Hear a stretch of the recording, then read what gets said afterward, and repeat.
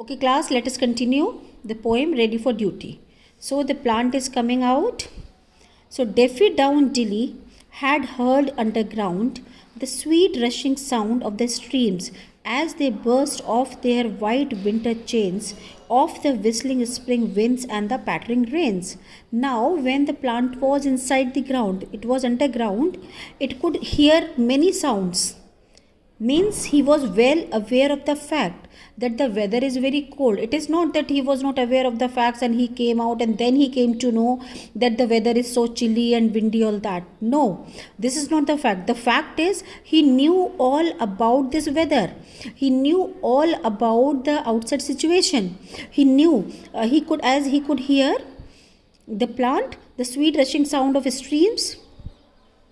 They burst of all their white winter chains. White winter chains means snowfall. Whistling spring winds. He can even hear winds and pattering rains. So all these things, whether it is the rushing of a stream or you can say the snowfall or the spring winds or the rain, all these things symbolizes that the weather is not good for a small plant. As it is not easy for a small plant to survive in such weather. And Daffy knew all this. Even then, it came out.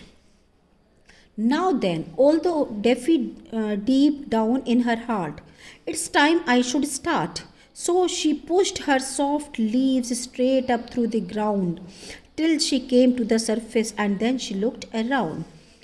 Daffy knew all this, but she thought it is the time to start means I have to come out, because what she is doing, she is performing her duty. It is her duty to come out at that time from the ground, because during winters you must have seen there are no plants, no leaves on big trees also. So it is a time for the new plants to grow, to come out, so that the people can survive. So she knew each and everything. Even then she thought that this is the time to start.